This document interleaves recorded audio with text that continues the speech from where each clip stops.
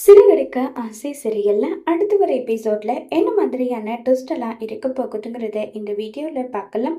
மனோஜ் வந்து தூங்கலான்னு சொல்லிட்டு வராங்க. அப்ப வந்து நம்ம ரோகிணி நின்றுட்டு இருக்காங்க. இதை பார்த்ததும் மனோஜ்க்கு பயங்கரமா சந்தோஷமாயிடுது. ரொம்பவே சந்தோஷத்துல இருக்காங்க நம்ம மனோஜ் வந்து. என்ன ரோகிணி நீ வந்திருக்கேன்னு சொல்லிட்டு இருக்காங்க. நீ வந்திருக்கல, கண்டிப்பா எலியை பிடிச்சிடுவில்ல நல்லா சொல்லி பேசிட்டு இருக்காங்க. முதல்ல வா மனோஜ், உனக்கு பிடிக்குமேன்னு சொல்லிட்டு உனக்காக வந்து டின்னர் சாப்பிட்றதுக்காக பிரியாணி வாங்கிட்டு வந்திருக்கேன்னு சொல்றாங்க. இதை கேட்டு மனோஜ் வந்து நிஜமாவான்னு சொல்லிட்டுலாம் இருக்காங்க. ஆமா மனோஜ், உனக்கு இது பிடிக்கும் தானே, சாப்பிடுன்னு சொல்லிட்டுலாம் இருக்காங்க. இப்ப மனோஜும் சாப்பிட்டுட்டு இருக்காங்க. ரோகிணி சாப்பிட்டுட்டு, வாவ், இந்த கடையில பலமுறை நான் தனியே போயிட்டு பிரியாணி சாப்பிட்ருக்கேன். அப்ப இல்லாத டேஸ்ட் இப்ப வேற லெவல்ல இருக்கு தெரியுமான்றாங்க. வேற யாராவது மாஸ்டரை வச்சிருப்பாங்க, அதனாலதான் டேஸ்ட் அப்படி இருக்குன்னு சொன்னதும் உடனே அதுக்கு ரோகிணி வந்து சொல்றாங்க, அப்படியெல்லாம் ஒன்றும் கிடையாது. ஏன்னா தனியா நான் சாப்பிட்ருக்கேன், இப்ப உன் கூட நான் சாப்பிடல, அதனாலதான் டேஸ்ட் எனக்கு வேற மாதிரி இருக்குன்னு சொல்லிட்டு ரோகிணி வந்து சொல்லிட்டு இருக்காங்க. உடனே ரோகிணி மனோஜ் சாப்பிட்டு முடிச்சிடுறாங்க. ரோகிணி இப்ப எலி போகடிக்கிறதுக்கு என்ன விட்டு பண்ண போறேன்னு சொன்னதும் உடனே ஒரு கூண்டுக்குள்ள இருந்து பூனையை எடுத்துட்டு வராங்க. பூனை எடுத்துட்டு வந்து விடுறாங்க. ரோகிணி, ஏற்கனவே எலி தொல்லை தாங்கல, இப்ப இதுல பூனையுமா, பூனை வச்சு என்ன பண்ண போற? இங்க பாரு, அது தன்னால எலி அதுவாவே பிடிச்சிடும், நம்ம பிடிக்க வேண்டிய அவசியமே கிடையாது. அப்ப பூனையை யார் பிடிக்கிறது, அது அப்புறம் பாத்துக்கலாம்னு சொல்லிட்டு எல்லாம் இருக்காங்க.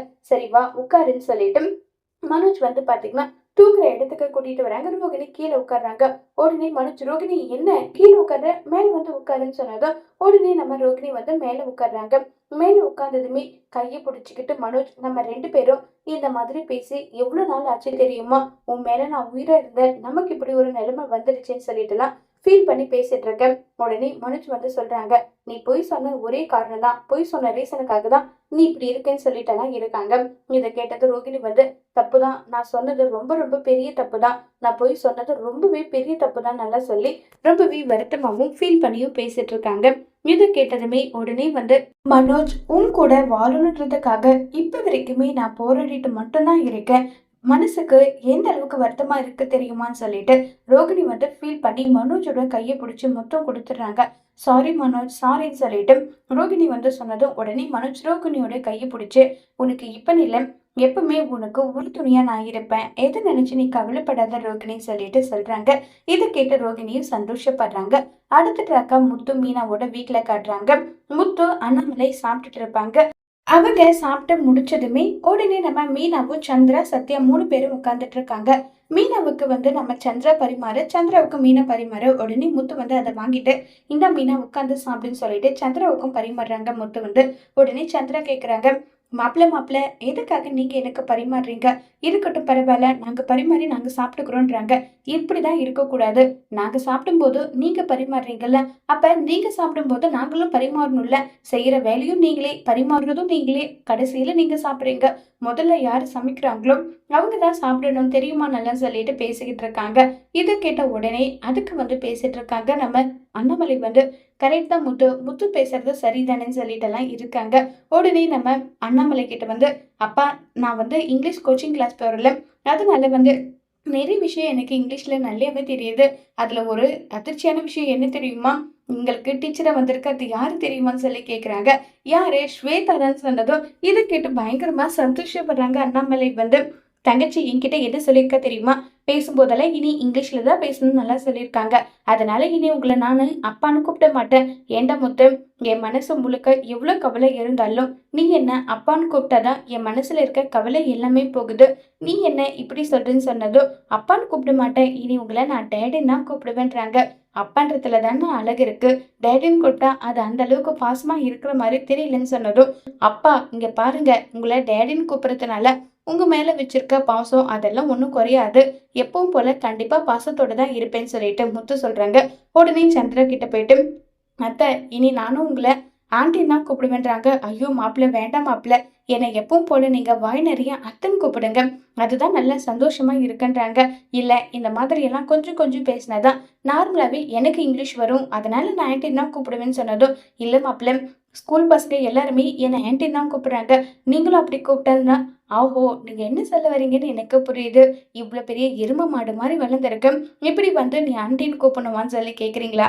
ச்சே மாப்ள உங்களுக்கு எப்படி விருப்பமா இருக்கோ, நீங்க அப்படியே கூப்பிடுங்கன்னு சொன்னதும், இத கேட்டு உடனே முத்து வந்து, இனி எனக்கு மீனா பொண்டாட்டி கிடையாது. என்னங்க சொல்றீங்கன்னு சொல்லி மீனா ஷாக் ஆகுறாங்க.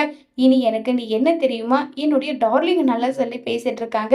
இத கேட்டு அண்ணாமலை வந்து, முத்து நீ மேல மேல வளர்ந்து ரொம்பவே சந்தோஷமா பெரிய இடத்துக்கு போகணும்டா நல்லா சொல்லி அண்ணாமலை பேசிட்டு இருக்காங்க. சத்யா சாப்பிட்டுட்டே இருக்கும்போது சத்யாவுக்கு ஃபோன் வருது. உடனே முத்து மீனாவுக்கு புரிஞ்சிருது. ஏன்னா ஃபோன் பண்ணியிருக்கிறது ரேகான்ற விஷயம் வந்து முத்து மீனாவுக்கு தெரியும். காது கேட்கல வெளியே வரேன்னு சொல்லிட்டு பேசிட்டு இருக்காங்க. இப்போ மொட்டை மாடியில வந்து சத்யா ஃபீல் பண்ணி உட்கார்ந்துட்டு இருக்கிறாங்க.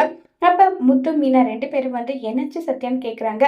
ரேகாவுக்கு சந்தேகமா இருக்கான். அவ அப்பாவுக்கு உண்மை தெரிஞ்சிடுச்சோன்னு சொல்லிட்டு அவன் நினைக்கிறான்னு சொல்றாங்க.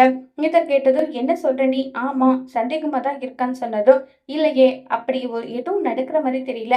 ரேகாவுடைய அப்பா உங்ககிட்ட வந்து எப்படி நடந்துக்கிறாங்கன்னு சொல்லி கேக்குறாங்க. அவரு எப்பயும் போலதான் நடந்துக்கிறாங்க. முக்கியமான வேலையெல்லாம் என்கிட்ட தான் கொடுத்துட்டு இருக்காங்கன்னு சொல்றாங்க. அப்படின்னா எந்த பிரச்சனையும் இல்ல. இப்ப வரைக்குமே ரேகாவுடைய அப்பாவுக்கு நீங்க 2 பேரும் காதலிக்கிற விஷயம் தெரியல.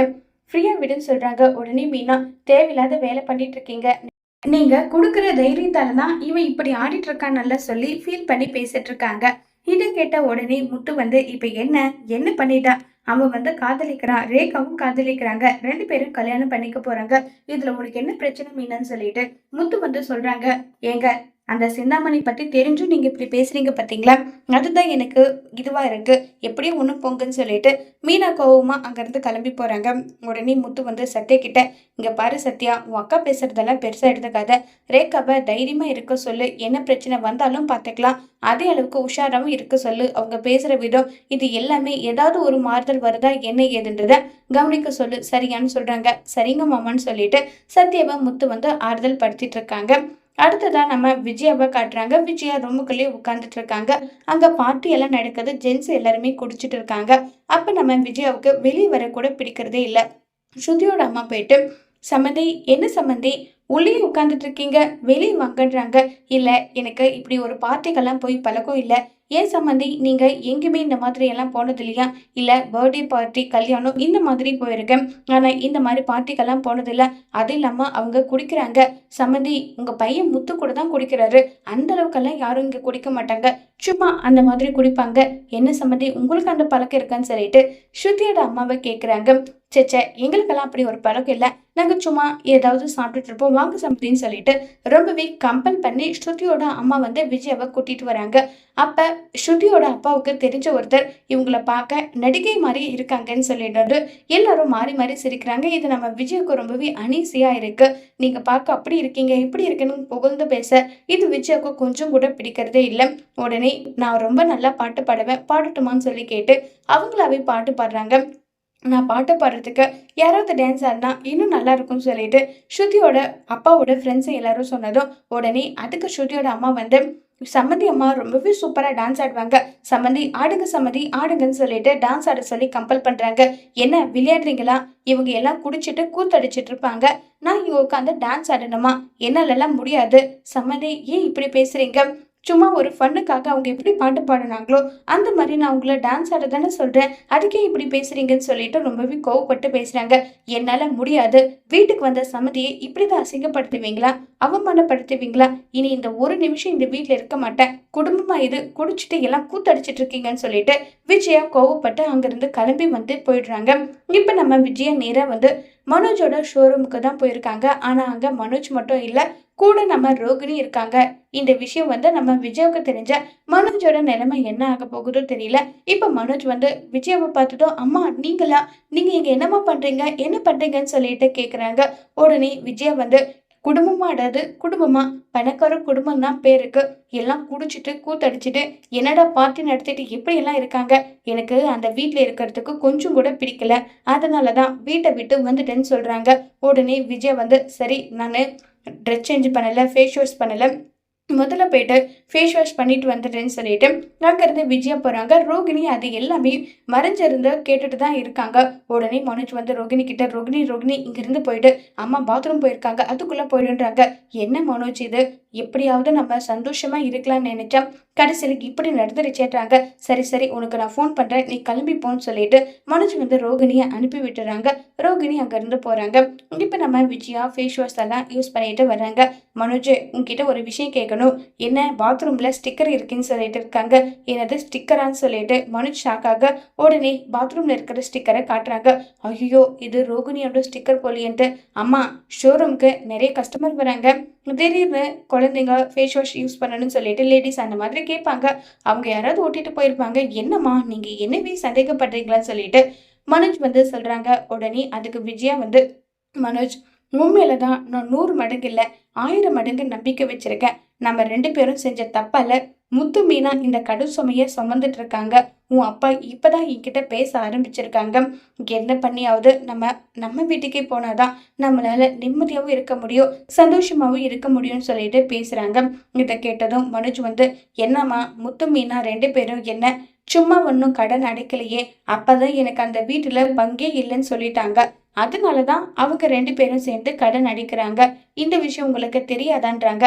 இங்க பாருடா, நீ 1000 சொன்னாலும் முத்து வந்து வீட்டுக்காக ஒன்றும் கடன் அடிக்கல. நம்ம எல்லாருமே ஆளுக்கு ஒரு திசையில பிரிஞ்சிருக்கோன்ற விஷயம் அவனுக்கு மனசு முழுக்க அவ்வளவு காயத்தோட இருக்கும். அந்த ஒரு ரீசனுக்காக தான் அவன் வந்து இப்படி பண்ணிட்டு இருக்கான். நீ சும்மா தேவையில்லாதெல்லாம் அவன் மேல பழிய போட்டுட்டு இருக்காதுன்னு சொல்லிட்டு விஜயா வந்து சொல்றாங்க. இது கேட்டதுமே உடனே நம்ம மனோஜ் வந்து, என்னம்மா, அப்பா தான் எப்ப பாரு முத்து முத்துன்னு சப்போர்ட் பண்ணுவாங்க, நீங்க மட்டும் தான் எனக்கு துணையா இருந்தீங்க, கடைசியில நீங்களும் முத்துக்கு சப்போர்ட் பண்றீங்களான்னு சொல்லிட்டு மனோஜ் வந்து கேக்குறாங்க. இல்லடா, அப்படி எல்லாம் கிடையாது மனோஜ், இனி நம்ம உஷாரா இருக்கணும், யாரையும் நம்பி எதுவும் பண்ணக்கூடாதுன்னு சொல்லிட்டு எல்லாம் பேசிட்டு இருக்காங்க. இனி நானும் இங்கதான் இருக்க போறேன், எனக்கும் இங்க ரூம் அரேஞ்ச்மெண்ட் பண்ணிடுன்றாங்க. அம்மா, என்னம்மா இது, இங்க ஷோரூம்மா, எப்படிமா இருப்பேன்னு எல்லாம் சொல்லி பேசிட்டு இருக்காங்க. அதெல்லாம் நான் இருந்துப்பேன், எனக்கு அந்த ஸ்ருதியோட வீடு கொஞ்சம் கூட பிடிக்கல, நான் இங்கேயே இருந்துக்கிறேன். பார்வதி ஆண்டி வீட்டுக்கு போறீங்களா? பார்வதி என்னை பத்தி எப்படி பேசினா தெரியுமா? இனி அவ வீட்டுக்கெல்லாம் நான் போகவே மாட்டேன், அவ என்னுடைய ஃப்ரெண்டே கிடையாதுன்னு சொல்லிட்டு விஜயா ரொம்பவே கோபத்துல இருக்காங்க. இப்ப ஸ்ருதி வந்து விஜயாவுக்கு கால் பண்றாங்க. ஆன்டி, ஏன் வீட்டுல இல்லாம போயிட்டீங்கன்னு சொல்லிட்டு. வீடாது சொல்லுமா, வீடான்னு சொல்லி கேக்குறேன். என உன்னுடைய அம்மாவும் அப்பாவும் சேர்ந்து எப்படி எல்லாம் அசிங்கப்படுத்தினாங்க, அவமானப்படுத்தினாங்க, அந்த வீட்டுல என்னால எப்படி இருக்க முடியும்? இனி என்ன ஆனாலும் சரி, அந்த வீட்டுக்கெல்லாம் என்னால வரவே முடியாது, இனி பாத்துக்கிறேன்னு சொல்லிட்டு ரொம்பவே கோவமா போனை வந்து கட் பண்ணி வச்சிடுறாங்க. உடனே ரவி வந்து ஸ்ருதி கிட்ட சண்டை போடுறாங்க. என்ன இது, என்னுடைய அம்மா வந்திருக்காங்க, ஒரு நாள் கூட அவங்கள நிம்மதியா இந்த வீட்டுல இருக்க முடியலையா? உன் ஃபேமிலியில இருக்கவங்க எதுக்காக என் அம்மா கிட்ட அந்த அளவுக்கு ரூடா நடந்துக்கிட்டாங்கன்னு சொல்லி கேக்குறாங்க. உடனே சம்மந்தி கிட்ட வந்து, நாங்க ரூடா ஒன்றும் நடந்துக்கல மாப்பிள்ள, நாங்க கேஷுவலா தான் அவங்க கிட்ட பேசணும், எல்லாரும் சேர்ந்து கெட் டுகெதர் பண்ணிட்டு இருந்தோம். அப்ப வந்து என்னுடைய ஃப்ரெண்டு ஒருத்தர் பாட சொன்னாங்க, அவங்க பாடினாங்க. சம்மந்தி அம்மாவுக்கு நல்லா டான்ஸ் ஆட தெரியும்ல, அதனால டான்ஸ் ஆடுங்கன்னு சொன்னோம். அதுக்கு என்னவோ பெரிய கொலை குத்தம் பண்ணிட்ட மாதிரி இல்லை, அவங்க பிகோ பண்ணிட்டு போயிட்டாங்கன்னு சொல்றாங்க. இதை கேட்ட ஸ்ருதிக்கு ரொம்பவே கோவம் வருது. மம்மி, அவங்கெல்லாம் அந்த பழக்க வழக்கத்தை எதுவுமே ஃபாலோ பண்ணது கிடையாது. இப்போ உங்களை யாராவது தெரிஞ்சவங்க முன்னாடி போயிட்டு டான்ஸ் ஆடுங்கன்னு சொன்னா நீங்க போய் டான்ஸ் ஆடுவீங்களா? எது எது அவங்களுக்கு வருமோ அதுதான் வரும். நீங்க எதுக்காக இப்படி பண்ணீங்க? இந்த வீட்டுல இருக்குன்றதுக்காக நீங்க சொல்ற மாதிரி எல்லாம் ஆடணும்னு அவசியம் கிடையாது, நீங்க இப்படி பண்ணிருக்கவே கூடாதுன்னு சொல்லிட்டு ஸ்ருதி வந்து கோபப்பட ரவியும் அங்க இருந்து கிளம்பி வந்து போயிடுறாங்க. உடனே ஸ்ருதி ரவி கிட்ட வந்து, ஆன்டி கிட்ட நான் மன்னிப்பு கேட்டுக்கிறேன், நீ இதுக்கெல்லாம் ஃபீல் பண்ணாத விடு ரவின்னு சொல்லி பேசுறாங்க. அது எப்படி ஃபீல் பண்ணாம இருக்க முடியும்? அம்மா நம்ம மேல நம்பிக்கை வச்சு இந்த வீட்டுக்கு வந்தாங்க, நம்ம குடும்பம் இப்ப இருக்கிற ஸ்ட்ரகிள் என்ன ஏதுன்றது நல்லாவே தெரியும் தானே, தெரிஞ்சு இப்படி ஒரு தப்பு நடந்துருக்கு, இப்ப நான் போயிட்டு அப்பா கிட்ட அம்மாவை என்னால சரியா பாத்துக்க முடியலன்னு சொல்ல முடியுமா சொல்லுன்னு சொல்லிட்டு ரொம்பவே வருத்தப்பட்டு கேக்குறாங்க. உன்னுடைய கஷ்டம் எல்லாமே எனக்கு புரியுது ரவி, பாத்துக்கலாம் விடு விடுன்னு சொல்லிட்டு ஆறுதலா பேசிட்டு இருக்காங்க. முதல்ல நான் போயிட்டு அம்மா கிட்ட மன்னிப்பு கேட்டே ஆகணும்னு சொல்லிட்டு ரவி வந்து கிளம்பி போறாங்க. உடனே ஸ்ருதி நானும் உன் கூட வரேன்னு சொல்லிட்டு ஸ்ருதி 2 பேருமே போறாங்க. அங்க விஜயா கோவமா உட்கார்ந்துட்டு இருக்காங்க. ஆன்டி, அங்க வீட்டுல நடந்த விஷயம் எதுவுமே எனக்கு தெரியாது, நாங்க உங்களை தனியா விட்டுருக்க கூடாது, அதனாலதான் இவ்வளவு பெரிய பிரச்சனை, இனி இப்படி ஒரு பிரச்சனை வராது, என்னை நம்பி திரும்ப வீட்டுக்கு வாங்கன்னு சொல்றாங்க. இல்லம்மா ஸ்ருதி, என்னால திரும்ப வீட்டுக்கெல்லாம் வர முடியாது, நான் ரொம்பவே அவஸ்தைப்பட்டுட்டேன், திரும்ப ஒரு அவஸ்தை எனக்கு வேண்டாம், நான் இந்த ஷோரூம்லயே இருந்துக்கிறேன்னு சொல்லிட்டு விஜய் வந்து சொல்றாங்க. உடனே ரவி வந்து, அம்மா என்னை மன்னிச்சுடு, என்ன நம்பியோ ஸ்ருதியை நம்பிதான் நீ வீட்டுக்கு வந்த. உன்னால நிம்மதியாவும் சந்தோஷமாவும் இருக்க முடியல. என்னை மன்னிச்சிடுன்னு சொல்லிட்டு ரவி ஃபீல் பண்ணி கண் கலங்கி மன்னிப்பு கேட்க, உடனே அதுக்கு நம்ம ஸ்ருதி சாரி ஆண்டின்னு சொல்லிட்டு 2 பேருமே மாறி மாறி மன்னிப்பு கேட்டுட்டு இருக்காங்க. உன்னுடைய அம்மா அப்பா பண்ண தப்புக்கு நீ என்ன பண்ணுவ? உண்மையில எனக்கு எந்த கோவமும் இல்ல. இனி அந்த வீட்டுக்கு என்னால வர முடியாதுன்னு சொல்லிட்டு விஜயா ரொம்பவே ஸ்ட்ரிக்ட்டா சொல்லிடுறாங்க. இதை கேட்டு ரவி ஸ்ருதி 2 பேருக்குமே ஃபீல் ஆகுது. இப்ப விஜயா யாரோட வீட்டுக்கு போவாங்க? ஒருவேளை மீனா கூப்பிட்டா விஜயா மீனாவோட வீட்டுக்கு போவாங்களா? அங்க போய் என்ன மாதிரியான பிரச்சனைய மீனா வீட்ல செய்ய போறாங்க? மீனா இதை எப்படி தடுத்து நிறுத்துவாங்கங்கிறத வரப்போற எபிசோட்ல வெயிட் பண்ணி பார்க்கலாம். தேங்க்யூ.